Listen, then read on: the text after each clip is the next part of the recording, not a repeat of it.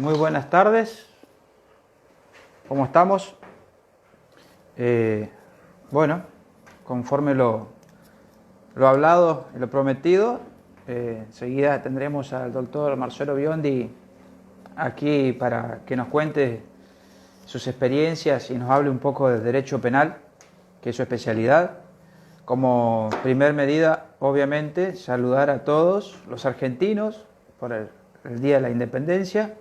Hoy 9 de julio, hace 204 años que nos hemos declarado la independencia que había dado origen en el 1810, con aquella Revolución de Mayo, así que la verdad es que haciendo patria hoy en día y procurando obviamente acercar a los colegas del Chaco desde el Colegio de Abogados, que me toca presidir obviamente, y para mí es un honor poder acompañar al doctor Biondi en esta charla, en esta capacitación online, que obviamente lo que procuraremos hacer es tratar de tocar todos los temas prometidos, más algunos temas que son de relevancia a nivel nacional, en los cuales ha intercedido el doctor Biondi. Así que bueno, acá lo tenemos al doctor Biondi.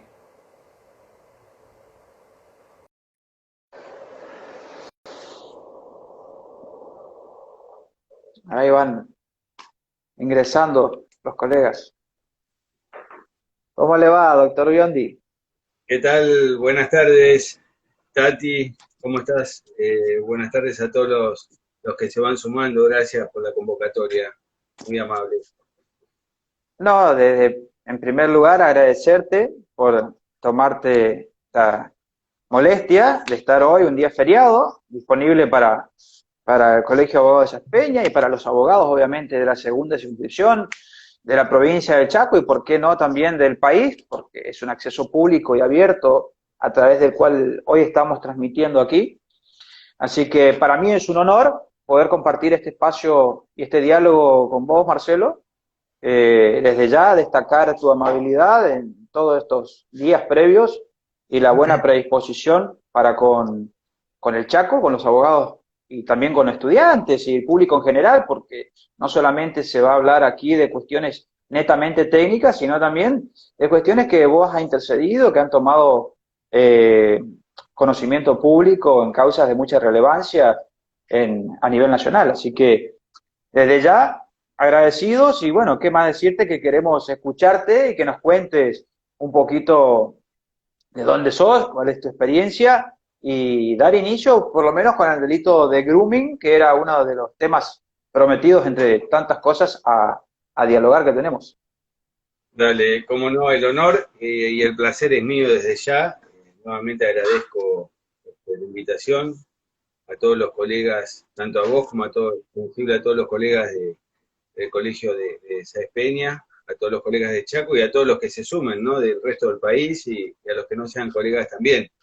Los temas, bueno, son temas, se nos hizo un poco larga la agenda, pero me parece que son todos temas interesantes como para dialogar y que yo dé también algunas visiones que son personales, que no tienen que ver quizás en algunas cuestiones, con temas que sean mayoritarios en la doctrina, pero que siempre suman, ¿no? Porque a veces el abogado penalista, sobre todo cuando una defensa penal, eh, causa compleja, recordemos que bueno, a veces requiere de ciertas cuestiones de no solo conocer algunas cosas de los tribunales, que hoy en día ya es un tiempo en el tema de garantías constitucionales no funciona muy bien el tema, pero también ver de buscar cosas nuevas, ¿no? Dentro del derecho, cosas nuevas fundadas, para la mejor defensa siempre del imputado, para cumplir con esa garantía de una defensa real, material y efectiva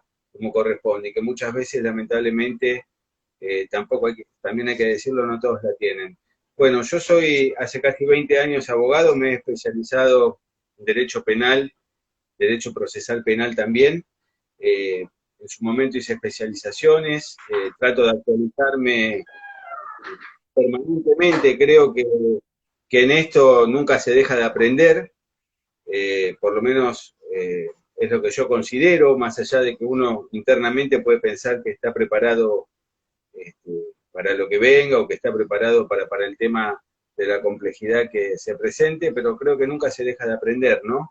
Y ese es el mensaje que hay que darle a todos los abogados y sobre todo a los jóvenes, que la formación es muy importante, pero después es muy necesaria también la práctica y es muy necesario el rodaje, que es lo que te va a dar poder aplicar esa formación, ¿no? No quedarse en ser un gran teórico, sino poder complementar las dos cosas. Creo que eso es lo que va a dar una mejor labor en cada una de las asistencias penales que uno realice. Yo, o sea, tanto hay casos donde represento al damnificado, a las víctimas, que son quizás a veces los que más repercusión tienen en los últimos años por parte de los medios de comunicación masivos, pero también en la mayoría de los casos soy defensor de imputados, ¿no?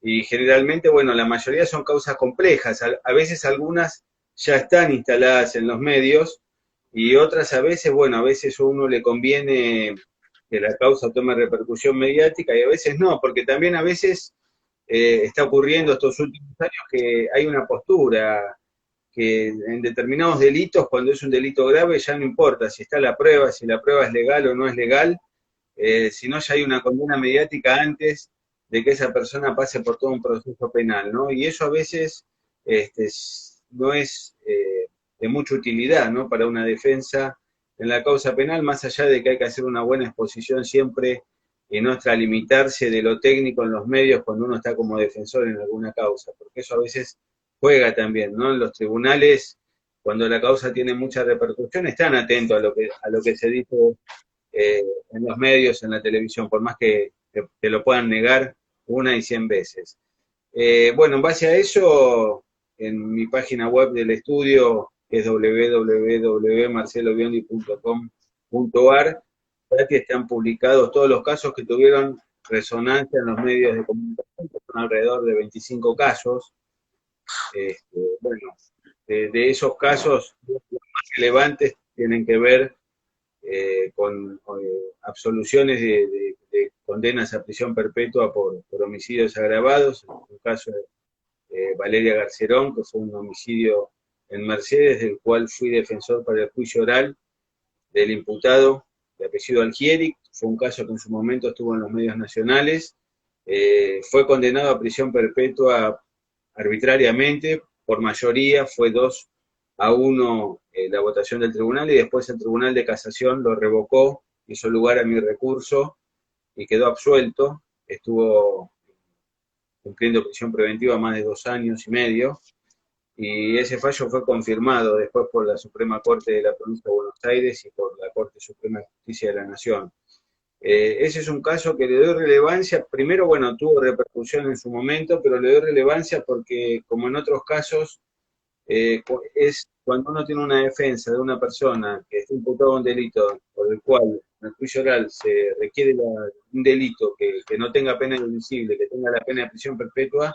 Imagínate, como abogado penalista, lograr la absolución de ese tipo de delito con esta pena indivisible es un logro muy importante a mi criterio, y tiene que ver siempre desde el punto de vista técnico con que la prueba o no es certera para poder fundamentar una condena, o directamente, bueno, hay muchas veces que la prueba no se obtiene en forma legal también, ¿no?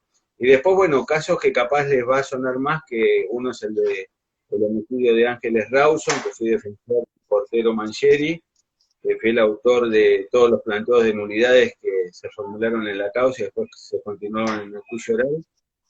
Y desde el damnificado creo que los casos más relevantes, si bien, como les decía, hay otros casos que han tenido repercusión en los medios de comunicación, pero no tuvieron capaz la cantidad de meses que tuvieron estos dos casos.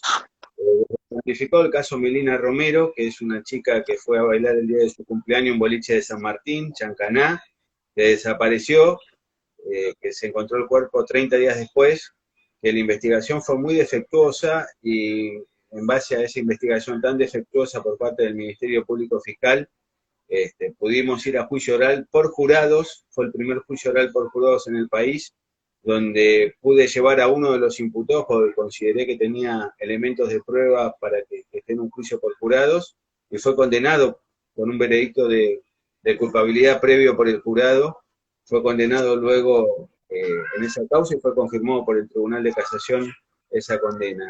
Y el otro caso, bueno, es un caso que estamos todavía por entrar en la etapa de juicio oral, que es el caso de Pepo, el cantante de cumbia, que bueno, creo que venía de una forma, digamos, con un manejo total del Hospital de Dolores en las primeras 24, 48 horas de la investigación, y bueno, después que asumimos en la causa logramos encarrilar el tema junto a la Fiscalía y probar al menos las 6 agravantes que tiene la 24 bis del Código Penal en un hecho de tránsito, y bueno, y lograr que debido a riesgos procesales tengo una prisión preventiva que estuvo aproximadamente 6 meses detenido, y después, por un tema de una fractura de tobillo, está con una prisión domiciliaria, que no deja de ser una medida de coerción menos gravosa que la prisión preventiva. Hay que entender esto.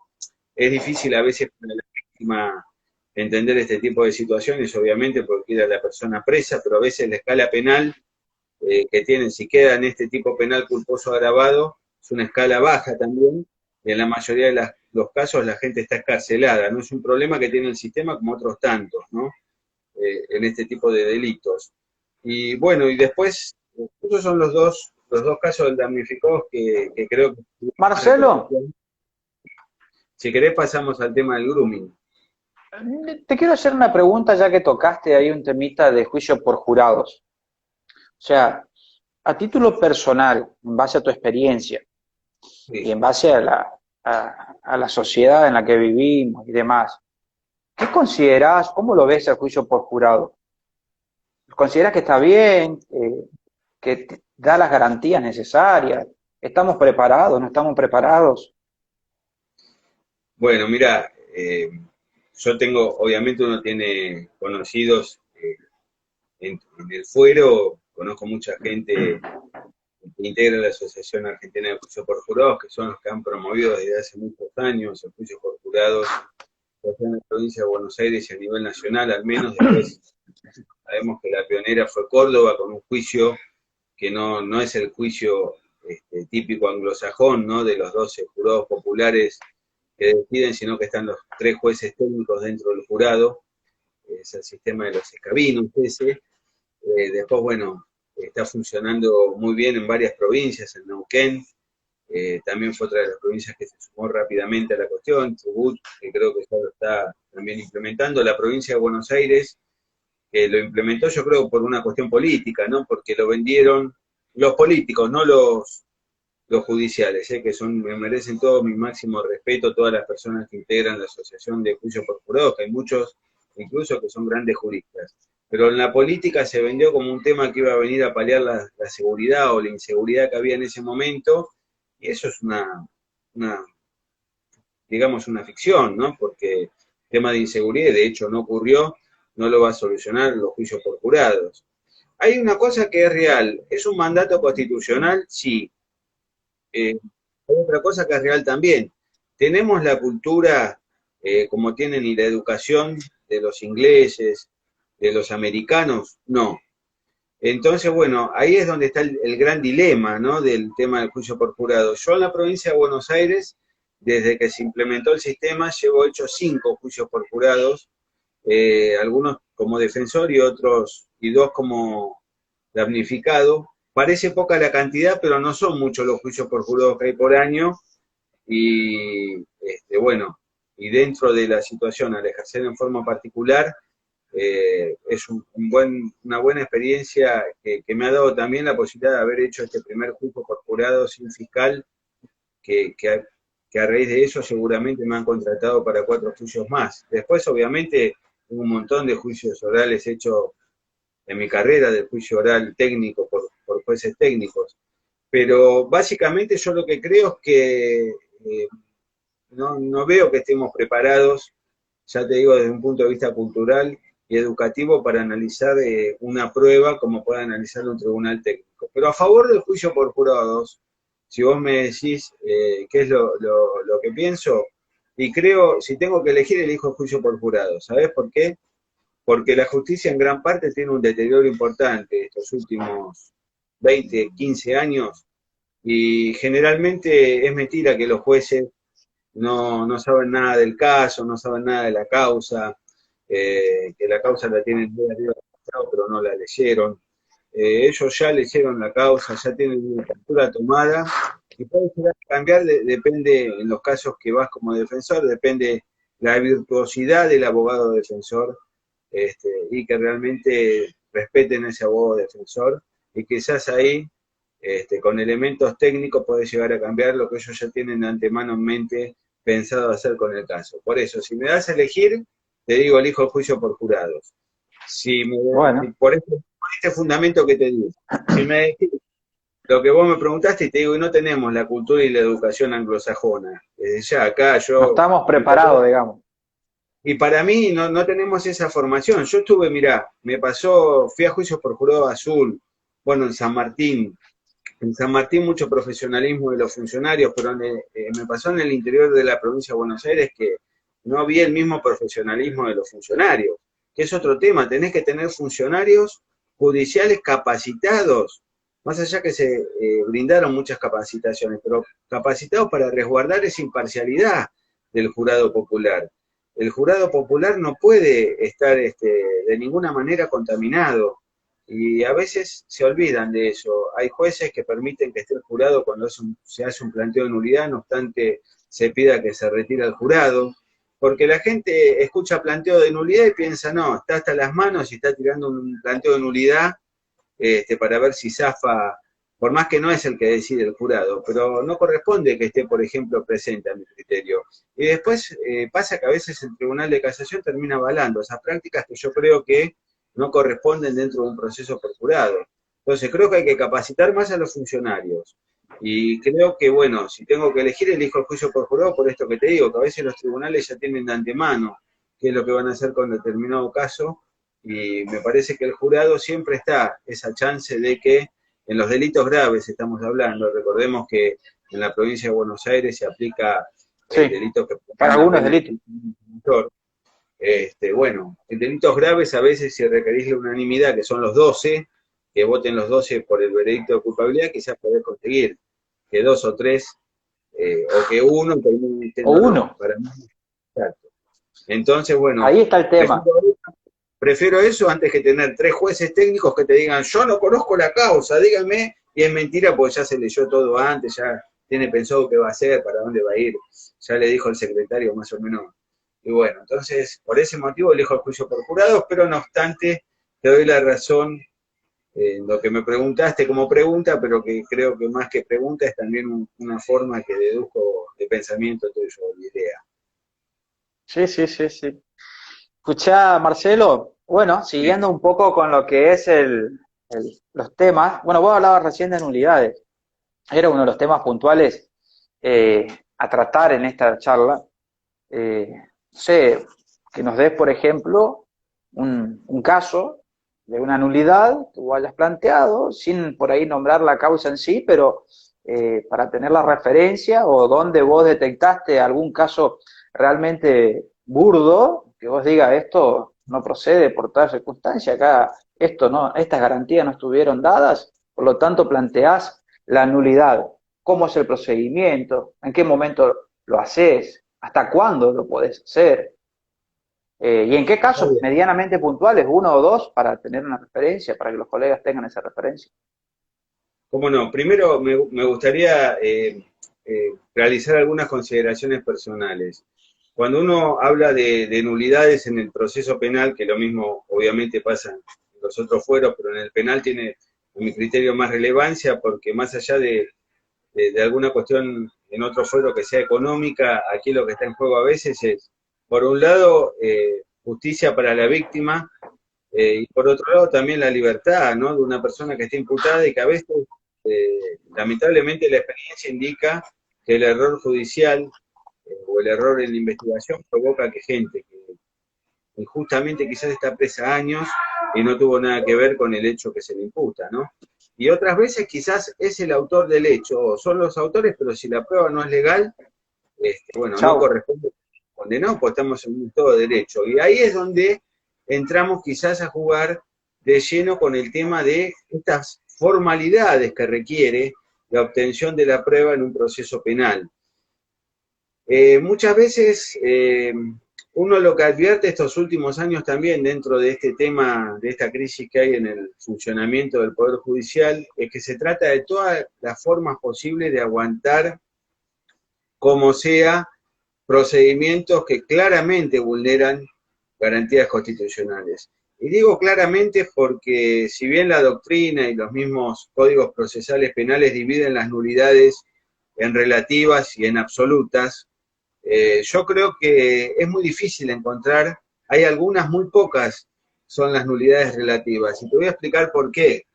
Porque en toda nulidad, en toda falta de observación de alguna de las formalidades estas que prevén los códigos procesales, y en otras que no prevén, pero que provienen propiamente de las garantías constitucionales, hay una garantía constitucional.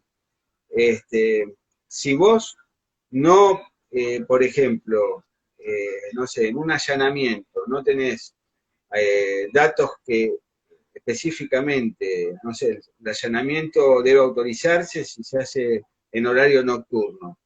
Si no está autorizado ese allanamiento en horario nocturno, y la justicia trata por todas las formas ese error que comete la actividad judicial, trata en las superiores instancias de como sea tratar de aguantarlo, porque se les puede caer la causa, porque bueno, no nos olvidemos que tenemos claramente la doctrina del fruto del árbol envenenado, ¿no? que proviene del derecho de Estados Unidos, que fue aplicado por primera vez por la Corte Suprema de Justicia de la Nación en el año 1891, nuestro derecho, y que realmente es fantástica, ¿no? Porque si no tenés un cauce de prueba independiente, es decir, otras pruebas que te puedas valer, que vayan por afuera de esa prueba que es nula, para adelante anula todo.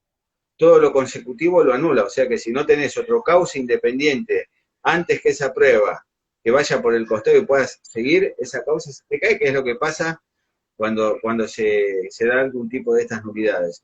Entonces, tenemos por un lado ese problema, y por el otro, ese problema de que la justicia trata, si no es algo muy burdo, de aguantarlo, y yo creo que en la mayoría de los casos, es verdad que hay veces que la defensa plantea nulidades que no tienen realmente el sustento constitucional, ¿no? Porque yo creo que todas las nulidades hay que plantearlas, porque la mayoría es así, por vulneración de garantías constitucionales.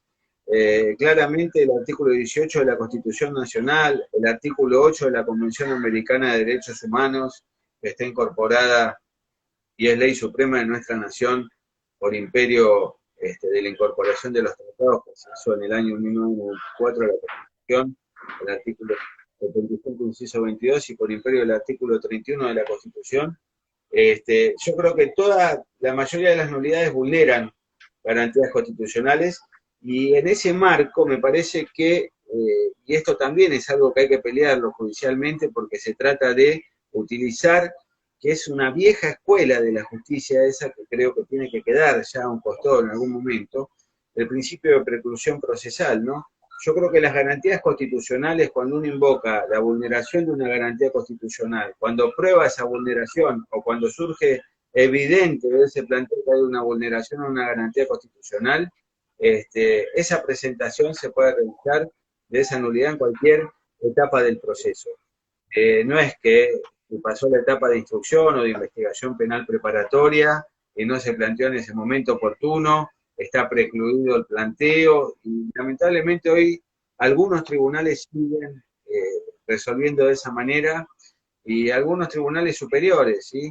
Tribunales de casación, siguen confirmando este principio de preclusión procesal para avalar estos actos que son equivocados, que son erróneos, que vulneraron garantías constitucionales, y eso está mal, me parece que algún día debe cambiar. Y hay otros jueces también que aceptan los planteos de este tipo de nulidades en cualquier etapa del proceso, y eso me parece muy bien. Cuando hay afectación de garantías constitucionales, en cualquier etapa del proceso se puede realizar el planteo, porque muchas veces pasa, y a mí me ocurre también, y hay casos donde hago los planteos, y bueno, que uno tiene que esto debatirlo con bien fundamentado. A veces yo tomo una causa cuando ya está elevada a juicio oral, cuando ya pasó la audiencia preliminar en esa causa. Siempre es mejor poder tomar una defensa, por ejemplo, y mismo un damnificado de comienzo de la investigación, ¿no? Pero a veces pasa que la causa te llega cuando ya la persona se ve que está jugada en terapia intensiva. Entonces ahí advertís que hay una serie de cuestiones que se vulneraron garantías constitucionales y la defensa o no lo vio o no realizó ningún planteo, o a veces puede pasar también que lo haya visto y que se lo haya guardado para realizarlo en otro momento. Ver, analizar en qué momento del proceso lo realiza. Pero hay que tener mucho cuidado con esto que te estoy diciendo, de que lamentablemente hay jueces y tribunales superiores que siguen avalando a veces determinados actos por no haberse planteado en los momentos, En otro momento.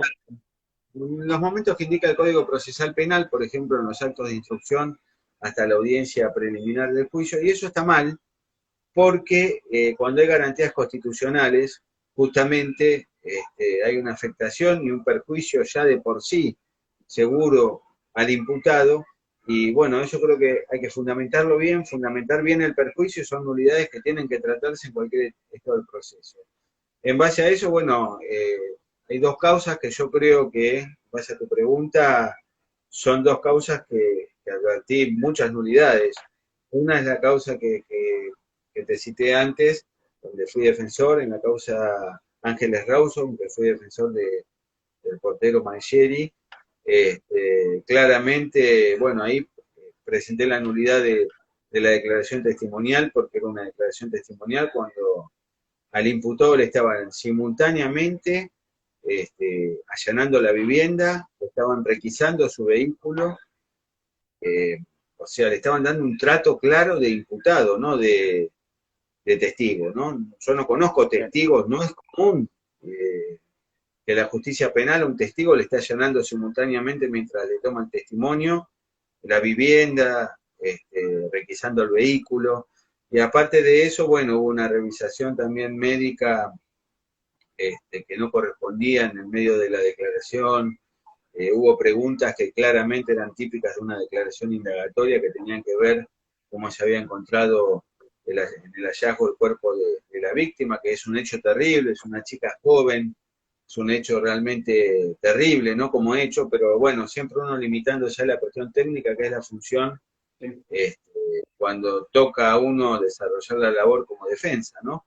Después, bueno, además de eso, tuvimos otras nulidades que planteé que tenían que ver con lo pericial, ¿no? Una pericia de ADN que logramos probar con el perito que trabaja, que actualmente sigue trabajando conmigo, el doctor Gabriel Boselli, que me dijo que anduvo ahí por Chaco dando una charla hace un tiempo largo, por Sáenz Peña, así que no sé si capaz ¿Ah, sí? lo habrán. Y detectamos que la pericia de ADN tiene 3 etapas, y en la primera etapa la extracción de las muestras se había hecho en forma simultánea, algo que está prohibido por los protocolos internacionales porque obviamente manipular sangre, manipular la evidencia, que es el rastro que se obtuvo de la escena donde se encontró a la víctima, con la sangre del imputado en la misma mesa de trabajo, obviamente eso claramente puede contaminar, ¿no?, la muestra, y por eso, bueno, nosotros atribuíamos a ese resultado positivo en una sola uña, un solo dedo, de la pericia de ADN, a este error de procedimiento que cuando empezamos a investigar, un señor Corach, que es el bioquímico encargado del servicio de huellas digitales, que se encargaba de todas las pericias, se sigue encargando, creo, a nivel nacional, más de 13.000 pericias, las había realizado todas de la misma forma, con el mismo método. Cuando lo cito como testigo a este señor Corach, manifiesta que él tenía protocolos propios, o sea, todos los protocolos internacionales en la materia. Es como que yo te diga, ¿viste algunas ideas que yo tiro en derecho, que son mías, que vos decís capaz, la tiene claro, ¿de acuerdo? Capaz decís, está loco, porque es que la justicia tiene otra idea. Bueno, Sí, este sí. tipo hacía esto, con pericias.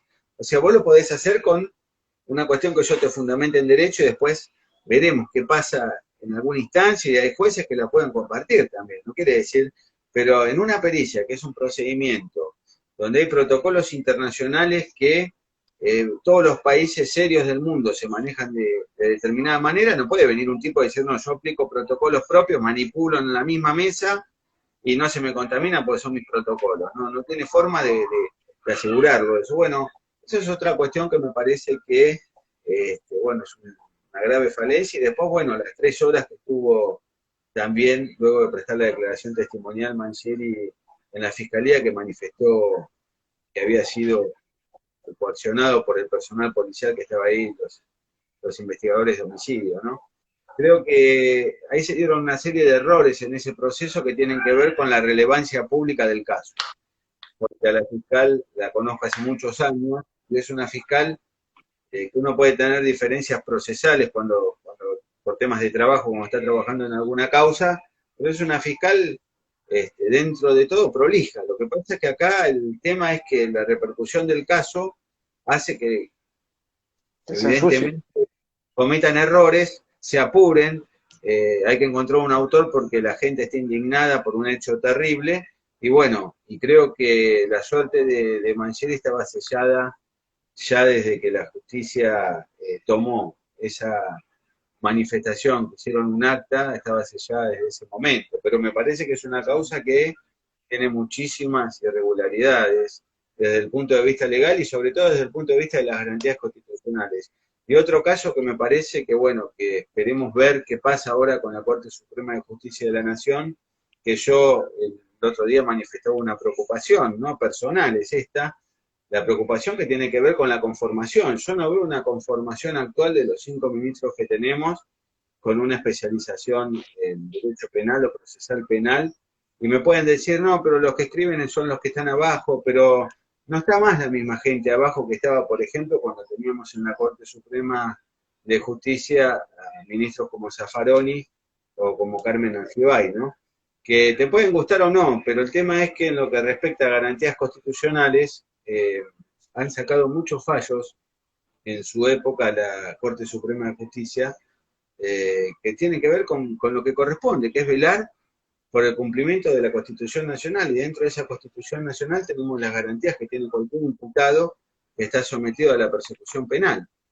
Entonces, eso por un lado, pero ahora está la Corte, esta actual tiene que decidir el caso de las turistas francesas, que ocurrió en Salta, ahí en una provincia... Sí. ¿Sé cuánto fue eso ya? ¿3, 4 años? ¿5? No me acuerdo cuánto. Fue en el año 2012, si no me equivoco ahora. 8 ya.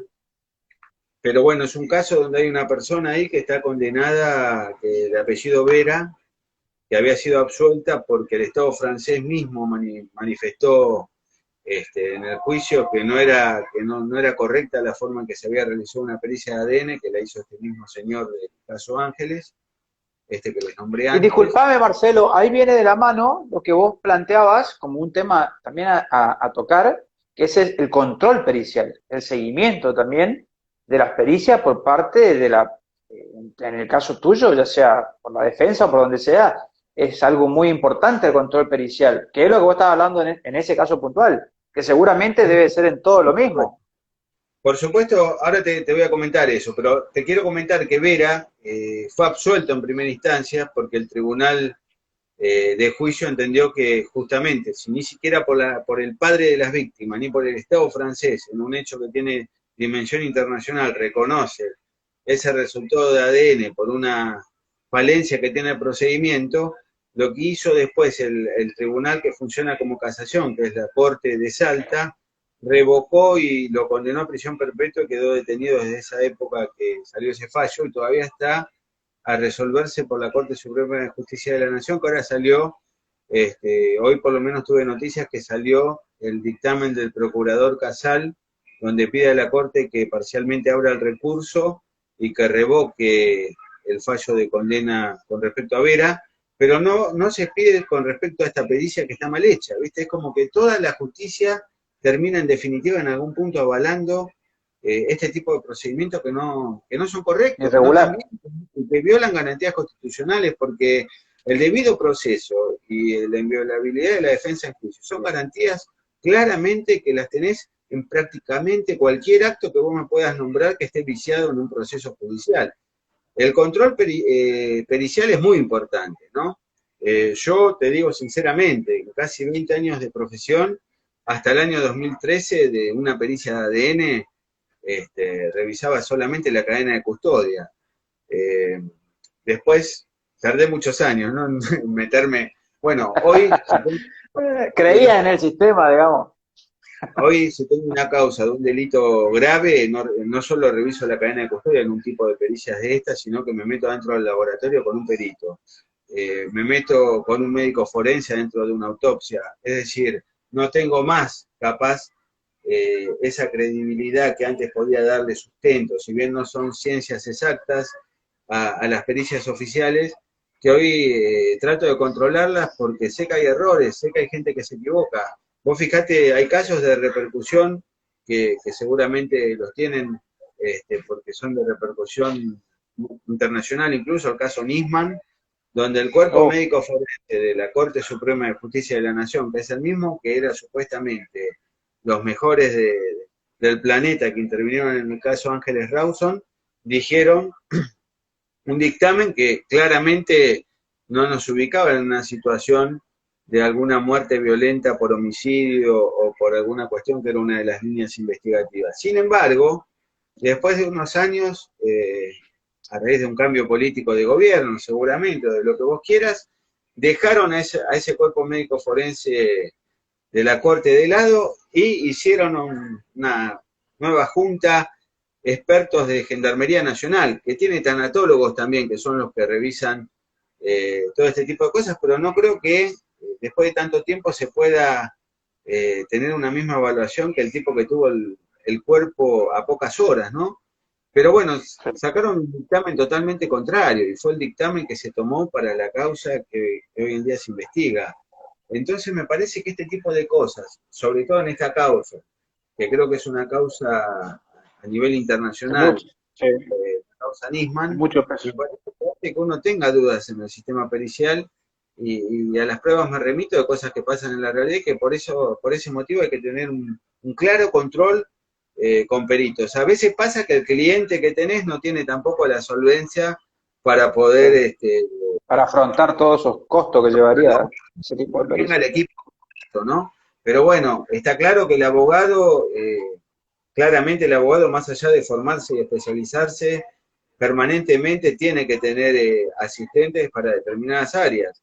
Sí. Yo en Entonces, lo que es pericial le doy mucha importancia, estoy, te digo, constantemente formándome en temas periciales, pero tengo un perito para cada cuestión, no soy yo perito, yo soy claro, abogado. claro.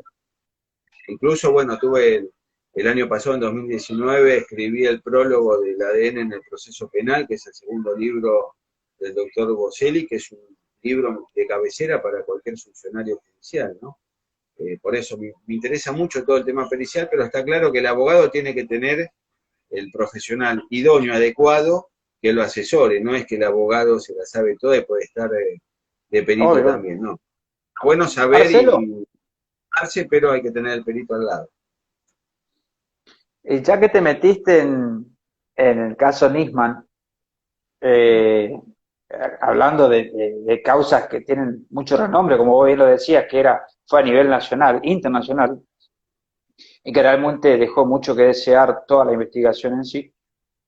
Más allá de eso, hoy tenemos en boca de todos los argentinos otra vez causas de renombre que están generando mucha repercusión y mucho ruido mediático, que es el caso del ex secretario de la actual vicepresidenta de la Nación, que apareció muerto de la noche a la mañana. Obviamente no se sabe cómo, hay declaraciones, no hay declaraciones. Vos que estás más cerca a todo eso y que sos un especialista en el tema, ¿qué opinión tenés al respecto? Independientemente, obvio, de, de las cuestiones subjetivas de cada una. Sí, yo la opinión que te puedo dar es una opinión, digamos, mediática, ¿no? Por esta vía, porque no conozco el expediente, no conozco la causa en sí. Lo que sí me parece, bueno, que este tipo de casos, yo estoy siempre a favor de la cuestión de la publicidad, ¿no? De determinadas causas. porque creo que es un mecanismo de control. Pero la publicidad desde un punto de vista objetivo, lo que dice la causa, no el interés que tenga el canal o el periodista Claro, que refleja lo que ocurre en un expediente. Eso no sirve, porque tampoco te da una... y en ese sentido creo que como todo hecho violento, homicida, las primeras horas de investigación son las más importantes, ¿no? Creo que acá el gran dilema es este tema de las recusaciones, que me parece que por lo menos la fiscal, a mi criterio, se tendría que haber excusado, claro. porque ya que seguramente el otro fiscal que esté o que venga también habrá sido puesto por toda la misma mismo grupo político que gobierna la provincia hace muchos años, ¿no? No hay que ser estúpido tampoco, pero digo, por una cuestión de, más allá de decir cosas, vos también, yo soy independiente igual, hablo, no, lo que digo es, me parece que lo mejor a este tipo de procesos es darle transparencia. Yo no lo veo tampoco que se pueda de movida decir esto está vinculado a fulano, a tal persona. No se puede hablar tan ligero tampoco. Hay que Sí. investigar, hay que reconstruir la verdad histórica del hecho, pero con la mayor transparencia posible. Es decir, si hay alguna duda, algún sector político, y quien es la fiscal quizás es una persona idónea y puede investigarlo, pues no tiene nada afectaría su objetividad, pero lo que corresponde, me parece, al tener tanta repercusión y le hace bien a la investigación, es que se excuse directamente en las primeras dos Claro, o tres. no esperar a que sea recusado, digamos, Me debería parece que ese inhibirse. sería el marco ideal, ¿no? Que tendríamos en una justicia que tendría que ser distinta, no la que tenemos. Y después, por ahora, bueno, es probable que el móvil del hecho tenga que ver. A mí lo que más me llama la atención de este tipo de casos es que nadie se pregunta cómo una persona que, no sé, trabajaba de jardinero, de empleado de un banco, sea multimillonario, ¿no? En 4 o Es 5 años, 10 años de gestión pública. Esas son las cosas que a mí me interesaría. Y después veamos si el móvil es un tema vinculado al dinero que tenía esta persona, no sé, para quitarle dinero, no sé cuál será. Si es, no creo que un móvil claro, pero pasional primero el origen. no Y me capaz que sonó no de tiene nada entrada. que ver con este resultado delictivo del homicidio, pero hay cosas que quedan haciendo ruido en el camino, que quizás ahora todo lo anterior queda tapado producto del asesinato y nadie investiga de dónde sacó 36 propiedades y demás cuestiones. Una No, persona hay que fue secretario. dos o tres cosas que me suenan del tema. O sea, el hecho pasional, como se dijo, no sé si fue algo que dijo, si lo dijo el juez también está hablando de más, me parece, en los medios, desde que comenzó la causa, ¿no? Está bien, estará preocupado porque vean que vas a tratar de trabajar bien. Es lo que pasa en estas causas con repercusión que te comentaba antes. Pero me parece dos o tres cosas. Creo que obviamente en 8 o 9 años de función pública, bueno, es una persona que, por lo que dicen, se hizo millonaria, habría que ver cómo. Por otro lado, ver después, el hecho puede estar vinculado a un móvil económico, seguramente. Yo no lo veo desde el punto de vista pasional porque generalmente, o por lo menos de acuerdo a mi experiencia, en los temas que puede haber alguna cuestión afectiva no intervienen tan, dos, Otras tres, partes. cuatro, y no hay esta hazaña de esta especie de, no sé si configuro o no, porque no conozco la causa, pero esta especie de tortura que dicen que ha sido torturado antes de darle muerte, toda esa cuestión, ¿no? Eso generalmente ocurre cuando hay un móvil o económico o un móvil de alguna venganza o algún ajuste de cuentas, cuando hay una tortura previa al dar muerte. No quiero decir que sea este el caso, ¿no? Pero bueno, me parece que habría que ver bien, lo más importante es que haya transparencia, que se pueda reconstruir el hecho y que los funcionarios, más allá de la idoneidad o que quizás tengan la mejor voluntad, cuando hay un mínimo de sospecha de que no haya un cumplimiento de lo que corresponde, de la objetividad en el caso de la fiscal, de la imparcialidad en el caso del juez, bueno, cuando haya elementos para poder vislumbrarse de eso, mejor que se aparten y que intervenga gente, que no haya ninguna duda, que sea todo transparente y listo. Y seguramente se podrá reconstruir la verdad histórica, que es lo que el fin del proceso penal en definitiva. Y el otro caso es Lázaro Báez, que hay un lío terrible con la gente de Aires Fresquito, del Plata. fresquito. de mi barrio, ayer lo desde el estuvieron primer... repudiando públicamente, o sea, repudian, yo creo, la visita del tipo al barrio. Es un repudio capaz también al sistema judicial, porque también hay una orden que autorizaría a una persona por una módica suma de 632 millones de pesos a ir a su casa. La verdad que es un poco, hace mucho ruido, qué sé yo. La verdad, sería bueno que opines al respecto, porque la verdad que vos estando ahí, conociéndolo, teniendo la experiencia que vos tenés, podés dar un pantallazo un poco más claro del tema. Yo de este tema saco dos cosas que creo que no sé si se hablan o no en los medios de comunicación, pero que creo que son relevantes para que la sociedad entienda. Tenemos que, de alguna vez por todas, tener una justicia independiente, un poder judicial independiente.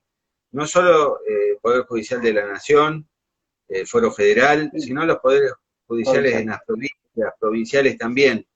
Tienen que ser independientes. Tenemos que luchar por tener poderes judiciales independientes, sacar a los otros dos poderes del medio del Poder Judicial, porque no puede ser que un proceso penal tenga la demora, la cantidad de años que la persona Claro. está en prisión preventiva, como en el caso de Lázaro Báez, que superó los 4 años de prisión preventiva. Y los jueces, en la mayoría de las causas, tienen la excusa que le da la ley también, que de acuerdo a la complejidad del caso, y a los peligros procesales corresponde que continúe, pero me parece que debido a la escala penal en expectativa y todo, desde el punto de vista legal y de las garantías constitucionales que hablábamos antes, no está mal después de 4 años y pico sin siquiera un juicio oral que le den una prisión domiciliaria, que se resguarden obviamente esos peligros procesales con una buena caución, con un buen control con tobillera electrónica. Lo que está mal es que la justicia esté 4 años para hacerle un juicio oral a un tipo. En 4 años tendría que tener Claro. una persona una sentencia firme o no firme en este país. Y ese es el problema que tenemos. Entonces pasan estas cosas. Y otra cuestión que critico sí mucho, y esto es a los jueces, igual ahora no tengo ninguna causa que me esté en esa sala de casación que resolvió, que critico mucho que esto no puede ser un criterio selectivo. Siempre pasa lo mismo. Criterio selectivo, o sea, se selecciona al imputado al que se le aplica el derecho de esta manera y se le respeta la garantía constitucional. Que yo estoy de acuerdo, como te dije antes, Tati, estoy de acuerdo que 4 años y medio, 4 años y 2 meses en Sí. prisión preventiva, sin haber llegado ni siquiera a un juicio oral, y es un exceso, me parece, un plazo razonable que indica la ley, que son 2 años, que se puede prorrogar un año más, y me parece que ahí no aplica ya el tema este de, es una causa muy compleja, que pueden sostener los Claro, jueces capaz que como... en vez de castigar públicamente a Lázaro Báez, hay que castigarlo más al Poder Judicial, de última. El Poder Judicial, pero hay que también castigarlo al Poder Político, porque el Poder Político tiene que dejar de alguna vez por todas de entrometerse en el Poder Judicial. Los jueces Y, tienen que y llegar... viceversa también, porque yo no sé si vos palpás por ahí esa situación, donde ves que también, no todo, porque es feo generalizar, pero hay una parte del Poder Judicial que le gusta coquetear con el Poder Político. O sea, Sí, es un ida y vuelta. O sea, entonces, si querés ser político, yo siempre digo, desde el lugar que me toca, el Poder Judicial debería renunciar a su cargo y dedicarse a hacer política. Eh, Porque si no, vos no podés, vos tenés que garantizarle a la sociedad esa imparcialidad, que esa es la finalidad del sistema de justicia y por eso la división de poderes en el sistema democrático, para que la justicia a través del poder ejecutivo o legislativo no inmiscuya en las relaciones del poder judicial y sea lo más independiente posible. Y la verdad que en la realidad eso es absolutamente irreal. Está todo fusionado y mezclado y ya no sabés quién está con quién, cómo funciona uno, cómo funciona el otro. Eh, y la sociedad, a raíz de eso, de tantos años, descree absolutamente de todo el sistema. Y más de la justicia, no cree en la justicia la gente. Ese es el mayor problema que tenemos hoy. sí, Porque ¿cómo vos me bueno, explicás? ¿Cómo vos explicás? Está bien, Lázaro Báez, 4 años, 4 años y medio, la verdad que es una locura que no lo hayan procesado, etcétera, etcétera. Eh, pero resulta ser que para eso la justicia tiene tiempo. Pero y para otras cosas que realmente por ahí son importantes, de vida o muerte, en los particulares, en los comunes de carne y hueso, no tiene tiempo. O tiene tiempo para ir a detener a una persona porque infringió algún protocolo de la cuarentena, pero al delincuente no, lo tiene que largar ahora mismo. Entonces, esa puerta giratoria es lo que yo creo que la gente está cansada, esa puerta giratoria, del que entra por un lado, sale por el otro. No sé, o sea, ¿qué genera en el común de la gente? Que vos, ¿para qué vas a denunciar a veces a una persona si sabes que mañana sale? Y tú lo único que va a generar es que ese tipo tenga represalia el día de mañana con vos, porque la justicia no te respaldó en el momento que vos necesitas. Esa es la realidad, creo yo, que se palpa el común de la gente, que te transmite la gente, porque uno está en un lugar donde hay veces de que observás, ves esa reacción de la gente está molesta, descree un poco de todo, y bueno, pero también con absoluta certeza, creo yo, y con mucha razón la gente piensa así. Sí, siempre se mezcla un poco todo también, ¿no? En el Sí, sentimiento de la gente mete un poco también la política, mete un poco todo, este, sobre todo los que salen a protestar abiertamente. Yo lo que creo que hay dos o tres cosas. Con respecto a lo que vos las preguntas, que los jueces tratan de vincularse con los políticos, y en muchos casos es verdad eso. ¿Pero por qué? Porque el juez, la mayoría de los jueces, también hay que decirlo, llegan con el respaldo político, con esa rosca que se hace cuando queda la terna y se ve cuál es el que sube. Entonces, ¿qué pasa?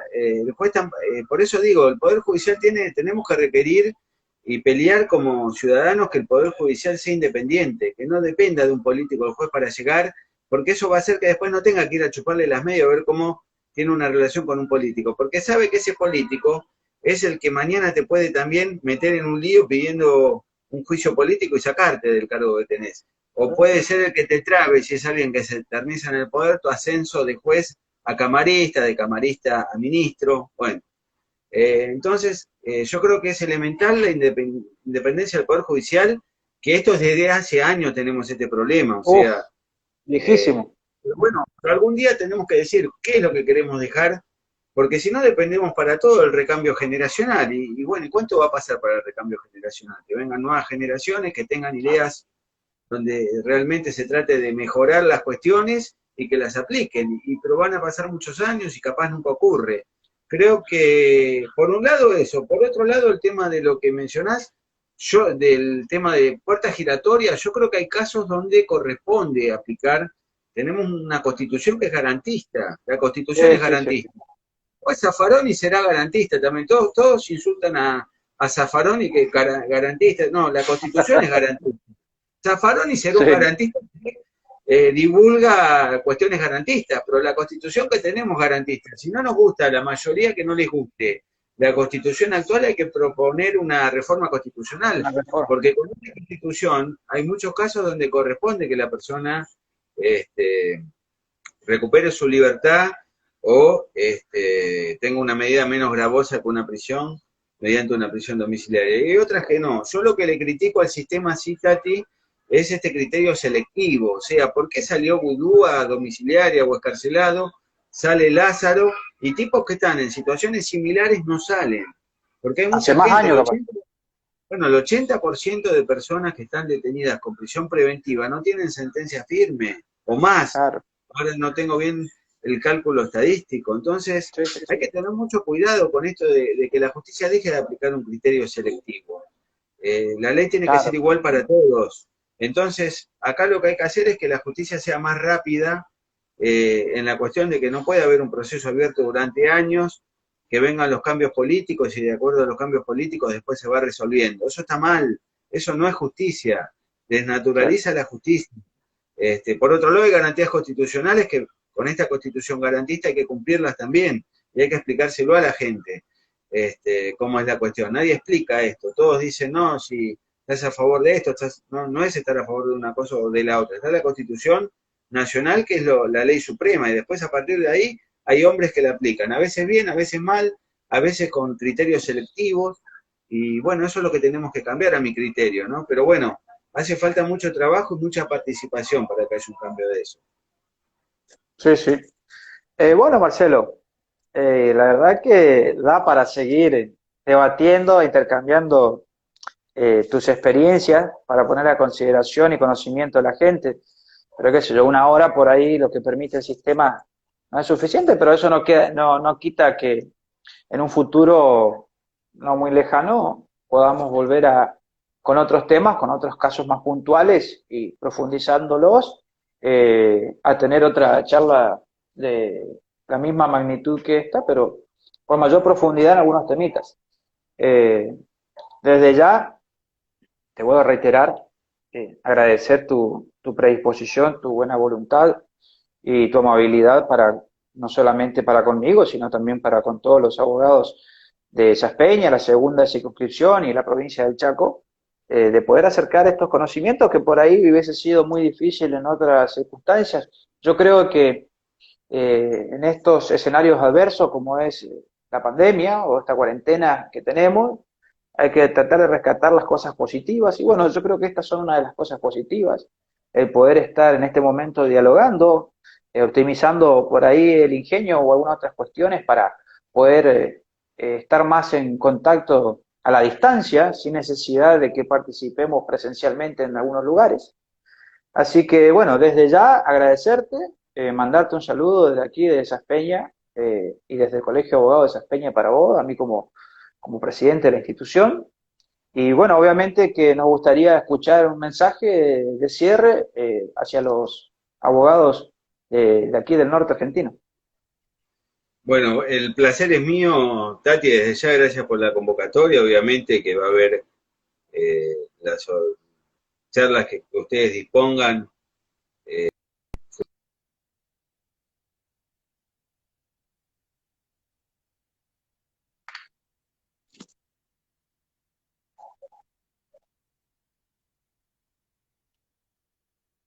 Hola. Tati, Ahí sí, ahí me ahí escuchás. sí. No sé si Se era me había, vos o yo que se cortó, pero... se me había sido vos a mí, pero a vos capaz me fui yo. ¿Qué te iba a No, a decir? vos tampoco, yo te veía. Te decía que para mí es un placer y desde ya las o sea, las convocatorias que se realicen, cuenten conmigo para hablar de los temas y problemáticas actuales que se requieran y que siempre ayudan al debate, sobre todo. Yo creo que nos quedaron dos temas, el grooming, que es una problemática importante, que en otra oportunidad lo podemos hacer, y el femicidio con un precedente que es la violencia de género, que es otra problemática muy importante, que quizás son temas que en otra oportunidad los podamos tocar, pero bueno, no nos alcanzó el tiempo. Pero un mensaje final, bueno, primero agradecerle a todos los que se conectaron, a todos los colegas, a toda la gente, a todos los legos. He visto mucha gente amiga también que se conectó, les quiero agradecer. Eh, y a todos los colegas, obviamente, del norte, del Chaco, del Sáenz Peña, y a toda la gente en general. Mi mensaje es que lo único que nos da poder a los que no tenemos poder es la Constitución Nacional. Entonces, peleemos siempre por el cumplimiento de la Constitución Nacional. Y más los abogados que defendimos o juramos defender la Constitución Nacional, ¿no? Que no nos olvidemos eso. Nosotros juramos defender la Constitución Nacional, bueno, hay que defenderla, ¿no? Así es. Bueno, Marcelo, desde ya, un gran abrazo, saludo a la distancia, seguiremos en contacto y bueno, a tu disposición desde acá. Bueno, muchas gracias, un gran abrazo y hasta la próxima. Seguimos en contacto, por supuesto. Abrazo grande, Chao, Tati. chao, Marcelo. Hasta luego. Chao, gracias a A todos todos. los colegas.